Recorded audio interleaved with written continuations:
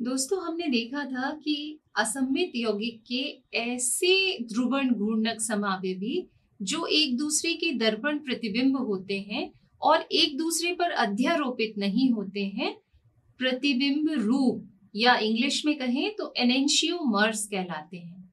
इन्हें हम small D या स्मॉल एल या प्लस या माइनस के साइन से व्यक्त करते हैं। जैसे हमने लैक्टिक अम्ल का उदाहरण देखा था कि लैक्टिक अम्ल में यदि हम लिखें तो लैक्टिक अम्ल में जो COOH, COH, CH3H है और इसका एक और फॉर्म इस तरीके का है जिसमें ये OH, ये CH3 और ये H, ये इसके दो दर्पण प्रतिबिंब है ना। इन दर्पण प्रतिबिंब में एक पॉजिटिव है यानी D फॉर्म है और एक नेगेटिव यानी कि L फॉर्म है।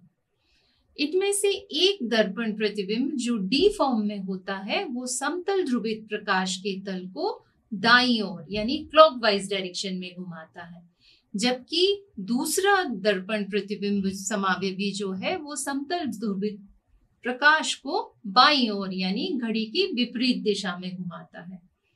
वास्तव में जो प्रतिबिंब रूप होते हैं वो समतल ध्रुवित प्रकाश के तल को घुमाते तो एक सा है, मतलब एंगल तो एक सा रहता है, बस घूर्णन की जो दिशा होती है वो विपरीत होती है।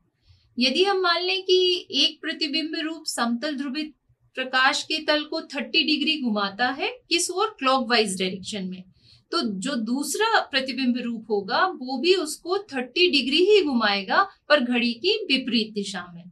तो एक के लिए घूर्णन का मान होगा +30 डिग्री और दूसरे के लिए घूर्णन का मान होगा -30 डिग्री। और ये जो प्रतिबिंब रूप होते हैं इनकी गलनांक और क्वथनांक समान होते हैं, इनकी जल में विलेयता भी समान होती है, पर यदि आप इनकी स्मेल, इनकी गंध देखें तो इनकी गंध कुछ अलग अलग होती है।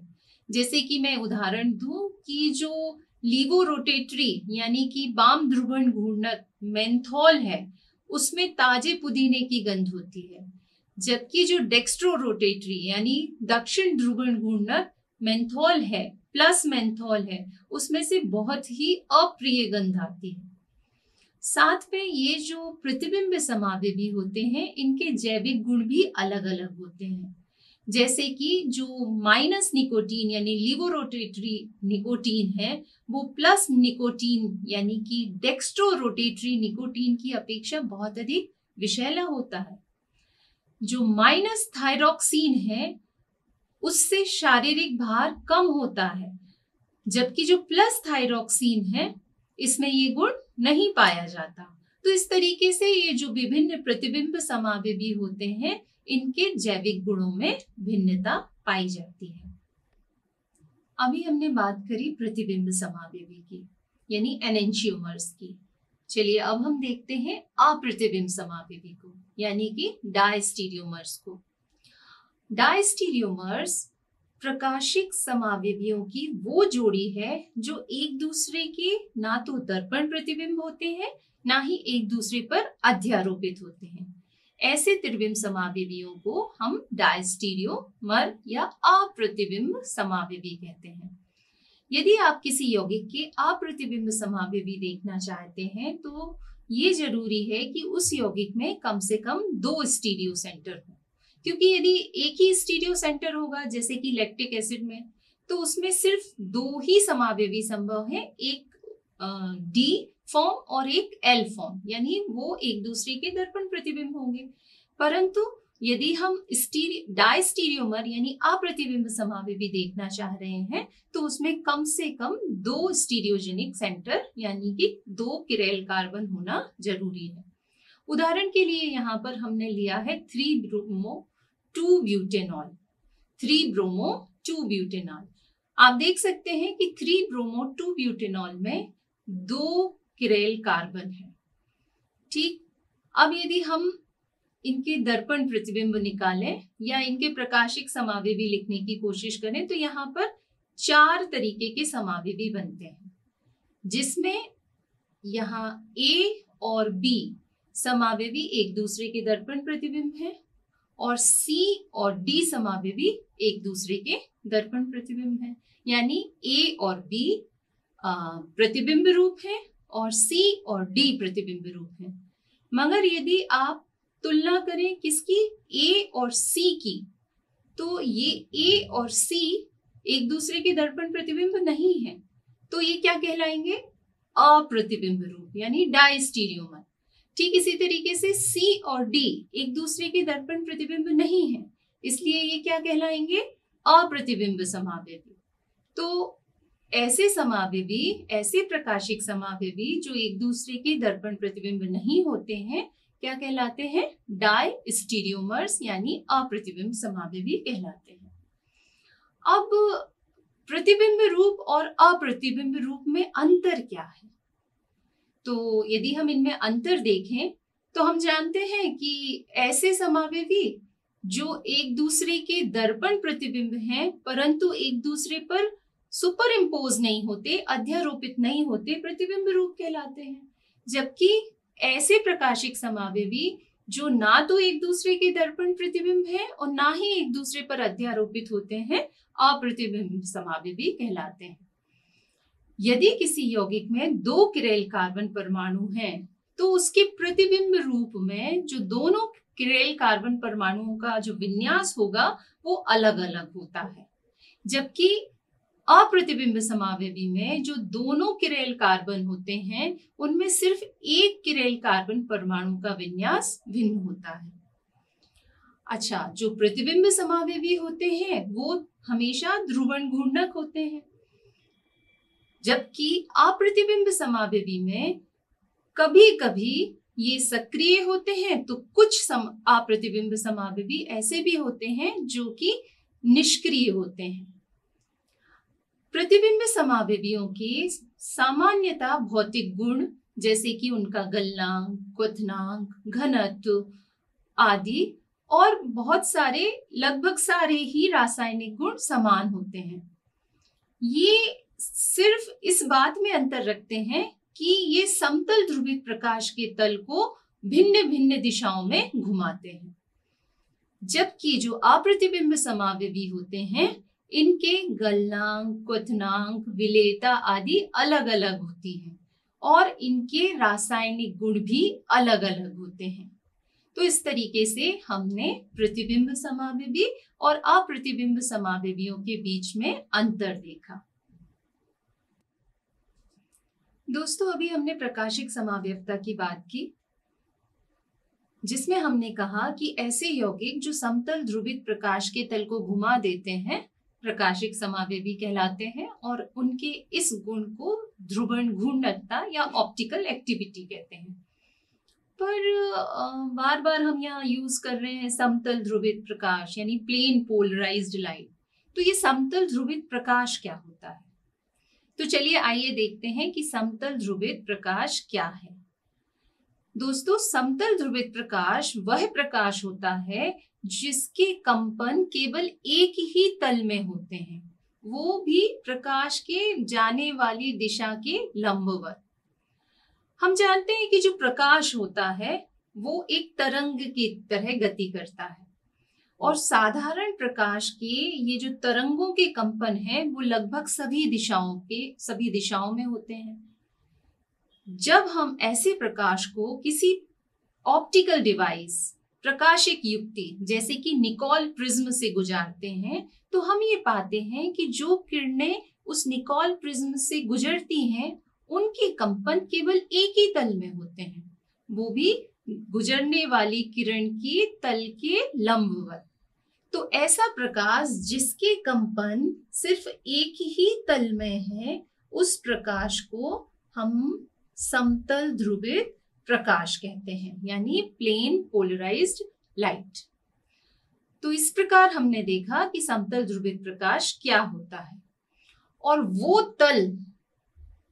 तल जिसमें ये कंपन प्रतिबंधित रहते हैं उस तल को हम ध्रुवण का तल यानी प्लेन ऑफ पोलराइजेशन कहते हैं।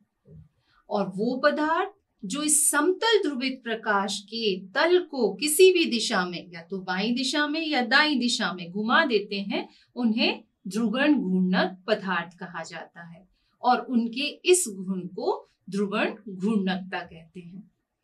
तो यहाँ आप चित्र में देख रहे हैं कि ये जो ऑर्डिनरी लाइट है, हमारी सामान्य प्रकाश है, इसमें आपके कंपन के जो तल हैं वो सभी दिशाओं में हैं, पर जब हम इसको निकोल प्रिज्म में से गुजार रहे हैं तो हमको जो प्रकाश मिल रहा है वो उसमें सिर्फ कंपन के तल एक ही तल में है, इसीलिए इसको हम क्या बोल रहे हैं, समतल ध्रुवित प्रकाश यानी प्लेन पोलराइज्ड लाइट। साधारणतया हम समतल ध्रुवित प्रकाश प्राप्त करने के लिए सोडियम लैंप का उपयोग करते हैं। सोडियम लैंप से प्राप्त जो एकल तरंग दैर्ध्य वाला प्रकाश होता है, जिसकी तरंग दैर्ध्य लगभग 599 नैनोमीटर होती है, जिसे हम डी लाइन कहते हैं, इसका उपयोग हम ध्रुवण घूर्णकता संबंधी प्रयोगों में करते हैं। यह एक वर्णीय प्रकाश जो होता है, इसके कंपन भी अनेकों तल में होते हैं, परंतु जब इसे निकोल प्रिज्म, जिसे हम ध्रुवक कहते हैं, उसमें से गुजारा जाता है तो इसके जो प्रकाश हमको मिलता है उसके कंपन सिर्फ एक ही तल में होते हैं। यदि आप देखें यहाँ पर कि यहाँ हमने दो निकोल प्रिज्म लिए हैं, यदि दोनों निकोल प्रिज्म के जो एक्सिस हैं वो समानांतर हैं तो फिर कोई प्रॉब्लम नहीं होती और आपका जो प्रकाश है वो उसमें से दोनों प्रिज्म में से गुजर जाता है। जबकि यदि दूसरे प्रिज्म का अक्ष पहले प्रिज्म के लंबवत होता है तो प्रकाश इसी रूप में बाहर नहीं निकलता, यानी कि दूसरे प्रिज्म की ओर से यदि आप देखें तो आपको कोई भी लाइट दिखाई नहीं देती। क्यों? क्योंकि दोनों प्रिज्म के जो ध्रुवण तल हैं वो एक दूसरे के लंबवत हैं और जिसके कारण वो उनके घूर्णन के डायरेक्शन को कैंसिल कर देते हैं। इसी सिद्धांत का उपयोग ध्रुवण घूर्णकता बनाने वाले संयंत्र में किया जाता है। यानी ध्रुवण घूर्णकता को यदि आपको नापना है तो जो हम संयंत्र बनाएंगे उसमें इसी प्रिंसिपल का हम उपयोग करते हैं और उस संयंत्र को ध्रुवण मापी कहा जाता है। इसमें जो पहला निकोल प्रिज्म हम लेते हैं वो ध्रुवक कहलाता है और जो दूसरा निकोल प्रिज्म हम लेते हैं वो एनालाइजर यानी विश्लेषक कहलाता है। यहाँ चित्र में आप देख सकते हैं कि ये हमारा सिंपल जो लाइट है वो है जिसमें कंपन के तल विभिन्न आपको दिख रहे हैं। एक हमने निकोल प्रिज्म लिया हुआ है जिसे हम पोलराइजर कह रहे हैं। जब सामान्य प्रकाश इस निकोल प्रिज्म में से जाता है तो कंपन के तल सिर्फ एक ही डायरेक्शन में आपको दिख रहे हैं। इसमें हमने एक ट्यूब ली है जिसमें हमने वो पदार्थ भरा है जिसकी ध्रुवण घूर्णकता हम मापना चाह रहे हैं, तो उसके जलीय विलयन को हम इस ट्यूब में भर देते हैं। अब दूसरी ओर से एक और प्रिज्म आप देख रहे हैं लगा हुआ है जहां से हम गुजरने वाले प्रकाश को देखते हैं। यदि इस ट्यूब टी में भरा हुआ जो विलयन है वो ध्रुवण घूर्णक होगा तो वो इस समतल ध्रुवित प्रकाश के तल को या तो दाईं ओर या बाईं ओर घुमाएगा। दाईं ओर या बाईं ओर घुमाने से आपको एनालाइजर को भी घुमाना पड़ेगा। यदि एनालाइजर यानी विश्लेषक यानी जो दूसरा प्रिज्म है उसको आप दाईं ओर घुमाते हैं तब आपको प्रकाश दिखाई देता है, तो हम कहेंगे कि जो विलयन हमने टी ट्यूब में भरा है वो समतल ध्रुवित प्रकाश के तल को दाईं ओर घुमा रहा है। यानी कि हमारा जो पदार्थ है वो कैसा है, दक्षिण ध्रुवण घूर्णक है, डेक्स्ट्रो रोटेटरी है। और यदि आपको जो दूसरा प्रिज्म है उसे बाईं ओर घुमाना पड़े प्रकाश देखने के लिए तो हम कहेंगे कि जो टी ट्यूब में विलयन भरा हुआ है वो पदार्थ समतल ध्रुवित प्रकाश के तल को बाईं ओर घुमा रहा है, यानी कि वो प्रकाश कैसा है, वाम ध्रुवण घूर्णक है जिसे हम लीवो रोटेटरी कहते हैं। तो इस तरीके से ध्रुवण घूर्णक संयंत्र के द्वारा हम किसी भी पदार्थ की ध्रुवण घूर्णकता का मापन कर सकते हैं। दोस्तों यहाँ पर हमको जो दूसरा प्रिज्म है उसको किसी एक एंगल से रोटेट करना पड़ रहा है, जिसे हम घूर्णन कहते हैं। तो जो पदार्थ है वो समतल ध्रुवित प्रकाश के तल को कितनी डिग्री से घुमाएगा वो कुछ कारकों पर निर्भर करता है। तो चलिए देखते हैं कि वो कारक कौन कौन से हैं। तो सबसे पहला कारक है यौगिक की प्रकृति, फिर दूसरा कारक है विलयन की सांद्रता, इसके बाद विलयन की जो नली की लंबाई है, जिस नली में आपने विलयन को भर रखा है उसकी लंबाई क्या है, फिर आपने उसको किस विलायक में घोला है, उस विलायक की प्रकृति क्या है, और किस टेम्परेचर पर आप ये एक्सपेरिमेंट कर रहे हो, यानी विलयन का ताप क्या है, और फिर आपने प्रकाश जो यूज किया है उसकी तरंगदैर्घ्य क्या है। इन सभी बातों पर घूर्णन निर्भर करता है। किसी विलयन की घूर्णन शक्ति को हम विशिष्ट ध्रुवण घूर्णन यानी स्पेसिफिक ऑप्टिकल रोटेशन के रूप में व्यक्त करते हैं, जिसे ध्रुवण घूर्णांक भी कहा जाता है।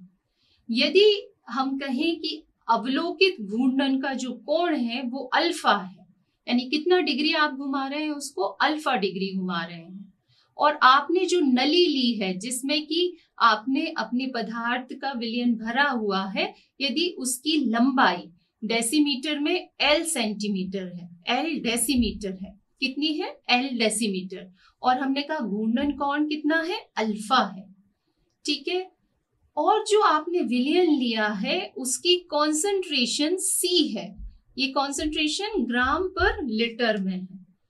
तो जो विशिष्ट घूर्णन होता है उसे हम इस तरीके से व्यक्त करते हैं, और विशिष्ट घूर्णन का मान होता है alpha upon C into L। तो जो विशिष्ट घूर्णन है वो किस किस पर निर्भर कर रहा है, कितना डिग्री एंगल से आप उसको घुमा रहे हो, आपने जो उसमें विलयन भरा है उसकी कॉन्सेंट्रेशन क्या है, उस नली की लंबाई क्या है, साथ ही ये उस प्रकाश की तरंगदैर्घ्य पर भी निर्भर करता है और इस विलयन के ताप पर भी निर्भर करता है। इसलिए जब हम इसकी वैल्यू लिखते हैं तो यहाँ पर हम उस प्रकाश की तरंगदैर्घ्य को और यहाँ पर हम उसके टेम्परेचर को लिख देते हैं, ठीक है। तो इस तरीके से विशिष्ट घूर्णन की यदि हम परिभाषा देखें तो यदि हम C इक्वल टू 1 ग्राम पर लीटर ले और L इक्वल टू 1 डेसीमीटर ले, तो यहाँ आप देख सकते हैं कि ये जो अल्फा होगा ये किसके बराबर होगा, घूर्णन कोण के।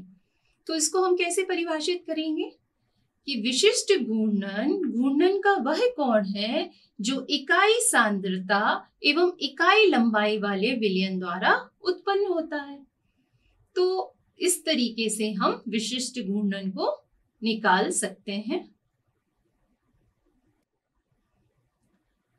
दोस्तों, ये जो ध्रुवण घूर्णक पदार्थ अभी हमने देखे, इसमें ध्रुवण घूर्णकता क्यों होती है?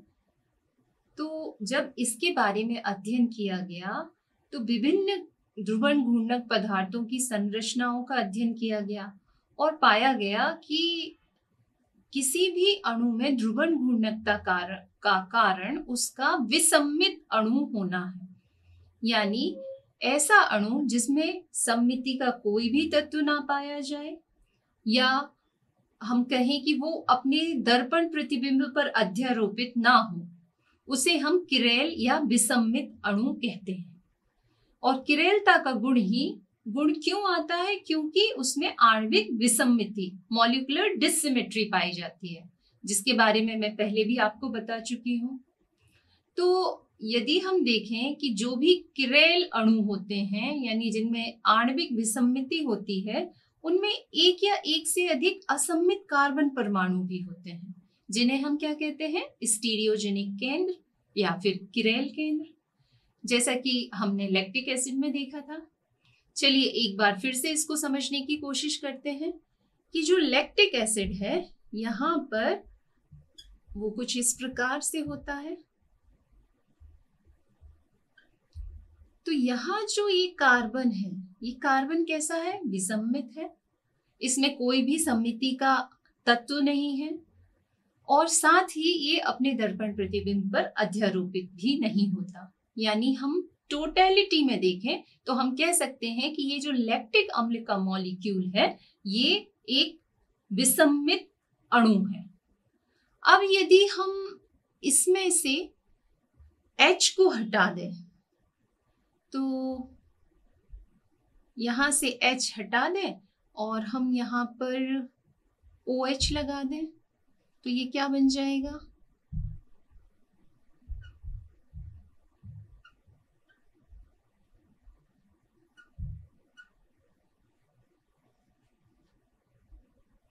तो बताइए क्या ये सम्मित है या असम्मित है?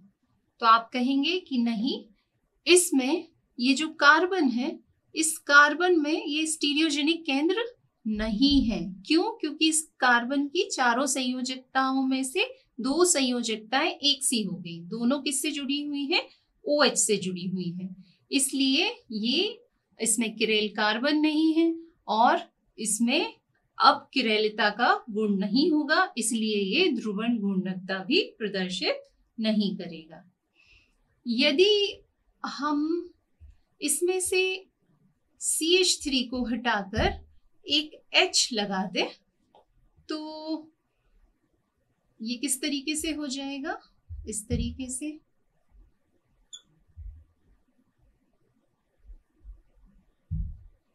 तो ये हमारा ग्लाइकोलिक अम्ल बन गया। इस ग्लाइकोलिक अम्ल में भी यदि आप देखेंगे तो इस कार्बन से जुड़े हुए जो 2 संयोजकताएं हैं वो समान परमाणु से जुड़ी हुई है, हाइड्रोजन से जुड़ी हुई है। तो इसमें भी ये कार्बन असम्मित नहीं है, यानी कि ये किरेल नहीं है। और यदि ये किरेल नहीं है तो इसमें विसम्मिति नहीं होगी और ये ध्रुवण घूर्णकता का गुण प्रदर्शित नहीं करेगा। यदि इसके बाद हम इसमें से OH हटाकर एक H जोड़ दें तो क्या बन सकता है?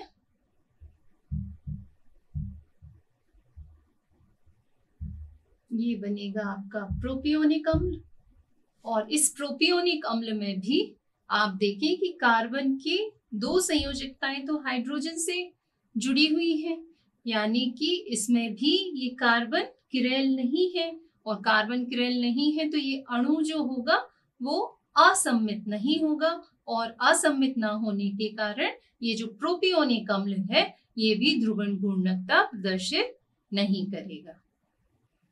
तो दोस्तों अभी हमने देखा कि ऐसे अणु जिनमें किरेल कार्बन नहीं है तो वो ध्रुवण घूर्णकता का गुण प्रदर्शित नहीं करते।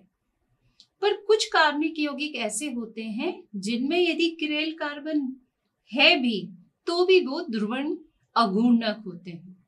उदाहरण के लिए हम देखते हैं मीसोटार्ट्रिक अम्ल। तो मीसोटार्ट्रिक अम्ल में आप देखेंगे यहाँ पर ये कुछ इस तरीके से होता है।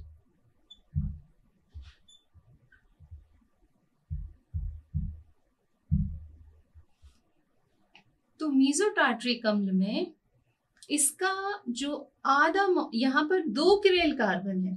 आप देख सकते हैं यहाँ कितने किरेल कार्बन है? 2 किरेल कार्बन है, एक ये वाला और एक ये वाला। यहाँ कार्बन से जुड़ी हुई चारों संयोजकताएं अलग हैं, यानी कि यहाँ किरेल कार्बन है, पर इसके बावजूद भी ये कैसा है? ध्रुवण अघूर्णक है। ऐसा क्यों?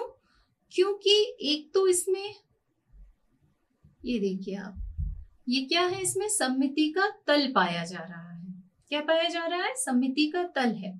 दूसरा, इसका जो आधा रूप है वो डेक्स्ट्रो रोटेटरी होता है और इसका आधा रूप लीवो रोटेटरी होता है, जिसके कारण ये आंतरिक प्रतिकारिता, मतलब जितना डी डायरेक्शन यानी क्लॉकवाइज डायरेक्शन में घुमाता है उतना ही एंटी क्लॉकवाइज डायरेक्शन में घुमाता है। तो आंतरिक प्रतिकारिता के कारण ये जो मीसोटार्ट्रिक अम्ल है वो ध्रुवण घूर्णकता प्रदर्शित नहीं करता। तो एक जो है वो इस डायरेक्शन में और एक इस डायरेक्शन में। तो ये आंतरिक प्रतिकारिता, इंटरनल कंपनसेशन के कारण कैसा होता है? ध्रुवण अघूर्णक होता है। इसके अतिरिक्त कुछ यौगिक ऐसे होते हैं जिनमें कार्बन असम्मित नहीं भी है तब भी वो ध्रुवण घूर्णकता प्रदर्शित करते हैं। इसका एक उदाहरण है एलीन। जैसे यहाँ आप देख सकते हैं कि ये जो एलीन है इसमें कोई भी कार्बन असम्मित नहीं है, मगर यदि इसके आप स्ट्रक्चर को देखेंगे तो इस स्ट्रक्चर में इसका आधा पार्ट एक प्लेन में होता है और आधा पार्ट दूसरे प्लेन में होता है, जिसके कारण ये पूरा अणु जो है विसम्मित हो जाता है और ये ध्रुवण घूर्णकता प्रदर्शित करता है। तो इस तरीके से हमने विभिन्न अणुओं में ध्रुवण घूर्णकता को देखा। अब हम कुछ उदाहरण के द्वारा इस ध्रुवण घूर्णकता को और अच्छे से समझने की कोशिश करते हैं। तो चलिए सबसे पहले हम एक स्टीरियोजेनिक सेंटर वाले ध्रुवण घूर्णक को यहाँ पर देखते हैं, और उसका सबसे अच्छा एग्जाम्पल अभी तक हमने देखा क्या है, लैक्टिक एसिड। तो लैक्टिक एसिड में आप देखेंगे इसका स्ट्रक्चर कैसा होता है, कुछ इस तरीके का। तो ये कार्बन कैसा है, किरैल कार्बन है, और जब हम इसका दर्पण प्रतिबिंब बनाएंगे तो दर्पण प्रतिबिंब भी कैसा बनेगा, कुछ इस तरीके का।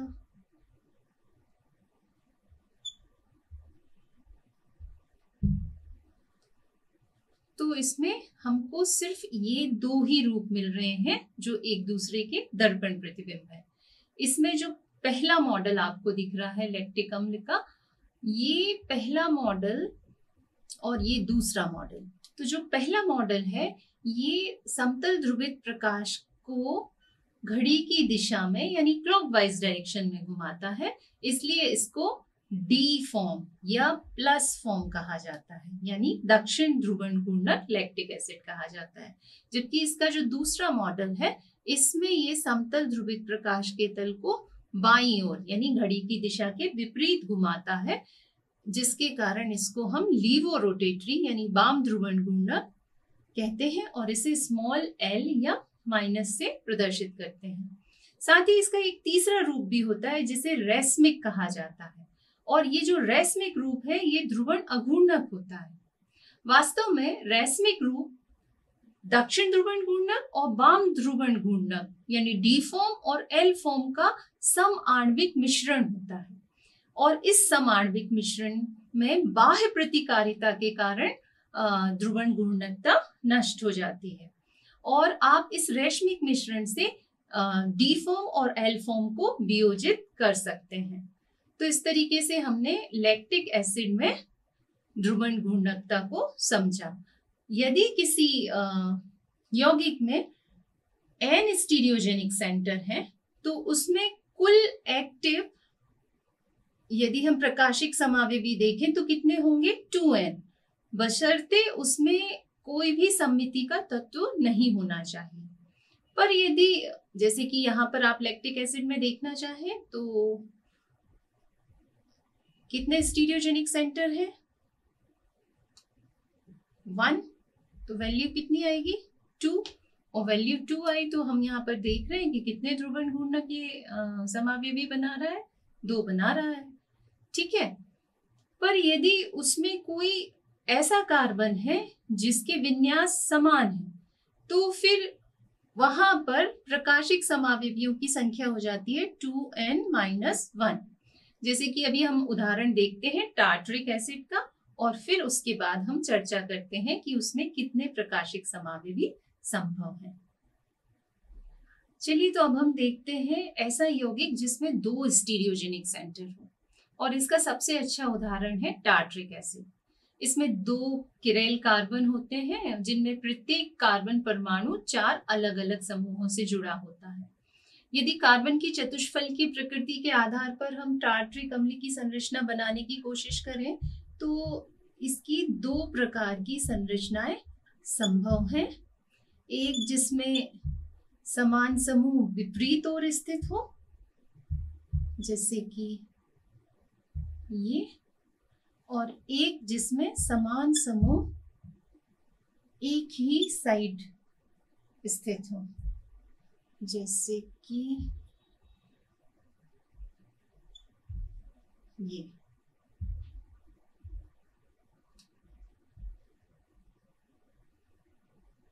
ठीक है, और इन दो संरचनाओं के आधार पर इसकी कुल संरचनाएं हम देखें तो 4 बनेंगी, यानी इनके दर्पण प्रतिबिंब। तो इसका दर्पण प्रतिबिंब कैसा होगा?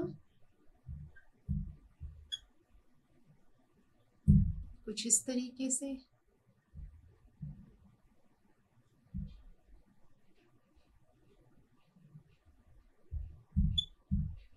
और इसका दर्पण प्रतिबिंब यदि हम बनाए तो कैसा बनेगा?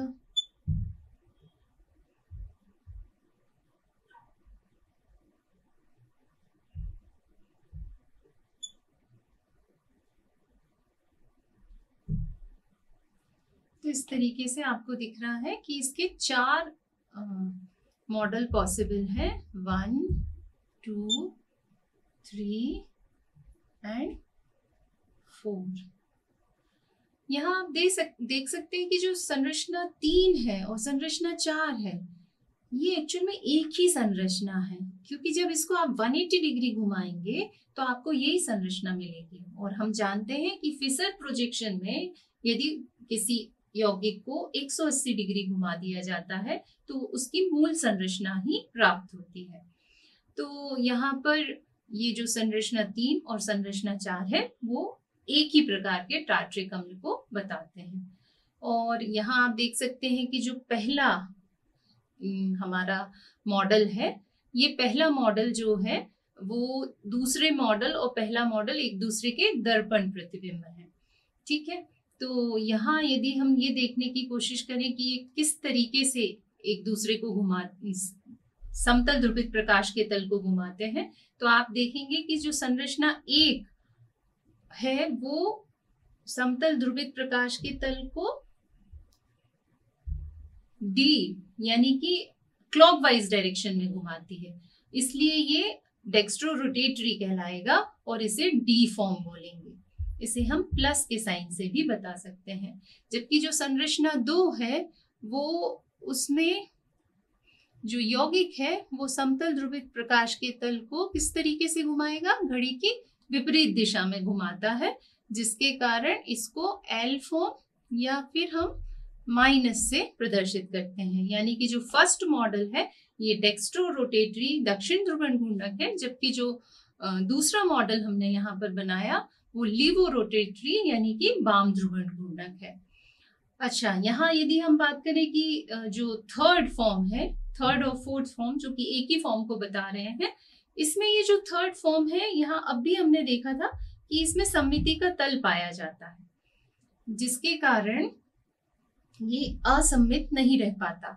साथ ही इसका जो आधा भाग है वो समतल ध्रुवित प्रकाश के तल को किस दिशा में घुमाता है? घड़ी की दिशा में घुमाता है।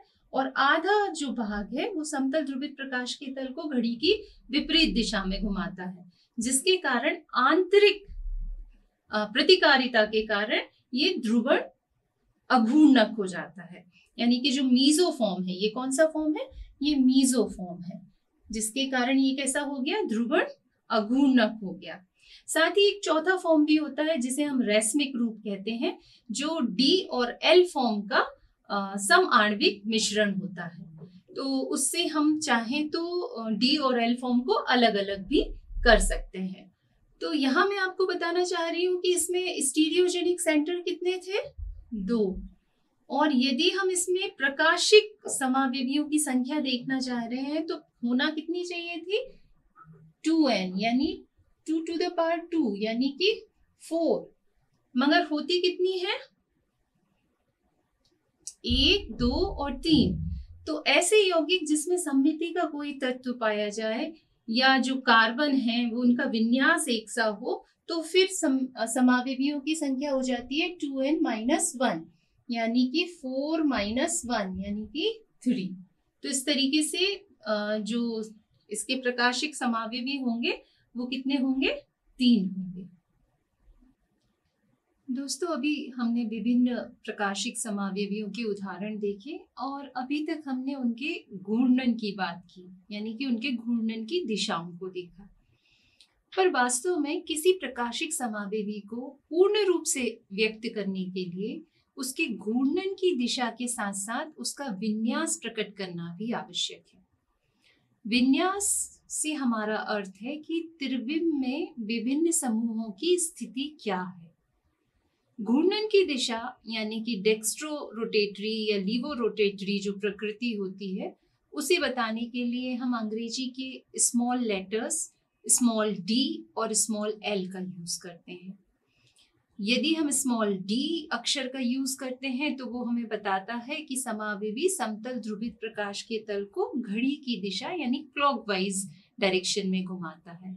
यदि हम स्मॉल एल का उपयोग करते हैं तो वो हमें बताता है कि जो प्रकाशिक समावेवी है वो समतल ध्रुवित प्रकाश के तल को बाईं ओर यानी घड़ी की विपरीत दिशा में घुमाता है।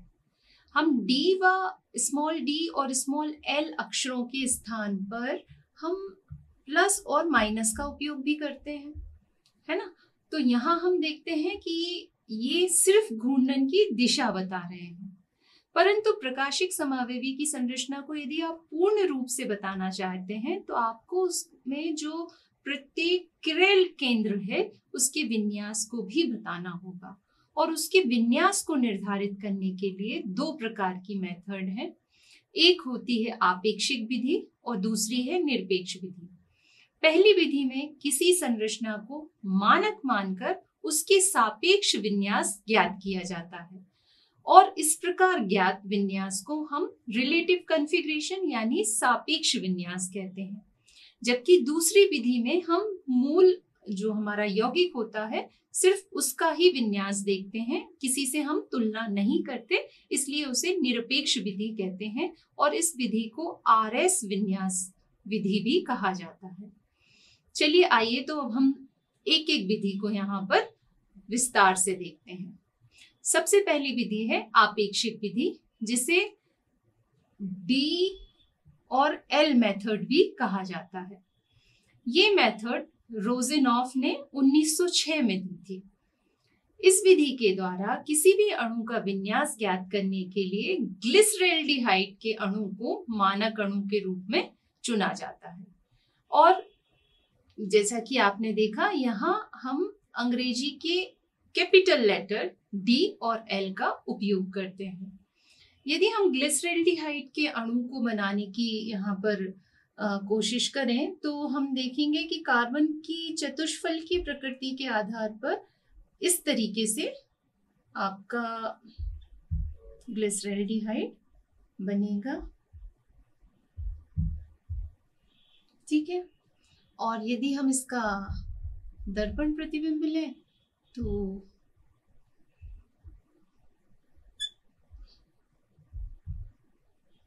वो कुछ इस प्रकार का बनेगा, ठीक। इसमें से एक विन्यास प्लस है और एक है वो माइनस है, यानी एक घड़ी की दिशा में घुमाता है समतल ध्रुवित प्रकाश को और दूसरा घड़ी की विपरीत दिशा में घुमाता है। एमिल फिशर ने स्वेच्छा से जो प्लस ग्लिसरैल्डिहाइड था, यानी ये वाला जो विन्यास था, इसके विन्यास को डी नाम दिया। क्या नाम दिया? Capital D. और जो माइनस वाला विन्यास था, यानी कि ये विन्यास 2 जो था, उसके विन्यास को एल नाम दिया, कैपिटल एल।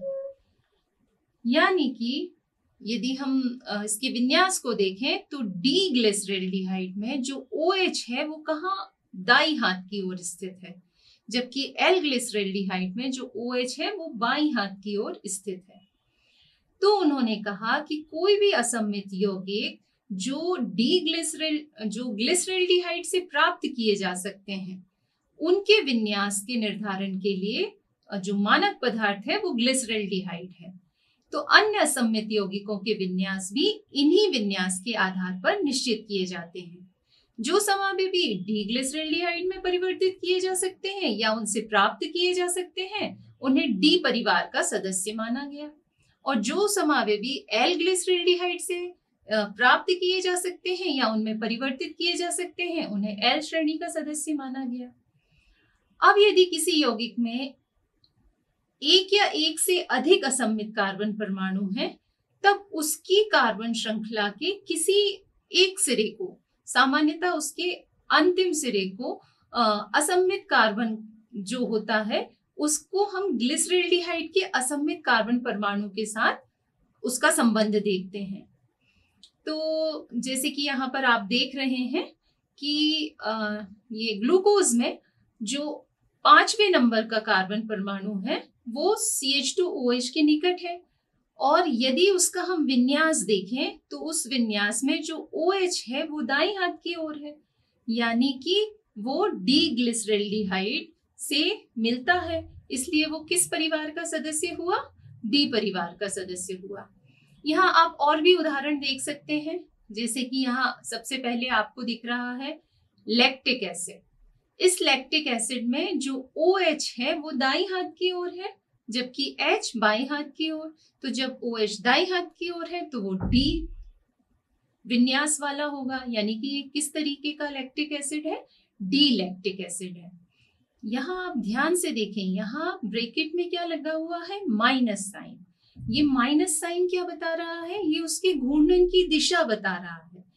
तो घूर्णन की दिशा तो लीवोरोटेटरी यानी वाम ध्रुवण घूर्णन है, यानी ये समतल ध्रुवित प्रकाश के तल को किस दिशा में घुमा रहा है? घड़ी की विपरीत दिशा में घुमा रहा है। पर इसका विन्यास क्या है? विन्यास कैपिटल D है। तो यहाँ विन्यास और घूर्णन की दिशा में कोई संबंध नहीं है। यहाँ ये हमारे दिमाग में अच्छे से क्लियर होना चाहिए कि जो विन्यास और घूर्णन की दिशा है उसमें कोई संबंध नहीं है। इसके बाद हम दूसरा उदाहरण देखते हैं डी टार्ट्रिक एसिड का। यहाँ भी आप देख सकते हैं कि जो OH है वो दाईं हाथ की ओर है, इसलिए उसका विन्यास D है, कैपिटल D, यानी ये D परिवार का सदस्य है। परंतु इसकी घूर्णन की दिशा भी हम देखें तो कैसी है? माइनस, यानी कि ये भी लीवोरोटेटरी है। फिर हम बात करें फ्रक्टोज की, तो फ्रक्टोज में भी यहाँ आप देखेंगे कि विन्यास D है, बट घूर्णन की दिशा क्या है? माइनस, यानी कि लीवोरोटेटरी। तो इस प्रकार हम जब विन्यास निर्धारित करते हैं तो हमें हमारे दिमाग में ये बात होना चाहिए कि विन्यास सिर्फ विभिन्न परमाणुओं की त्रिविमीय व्यवस्था को बताता है, ना कि घूर्णन की दिशा को बताता है।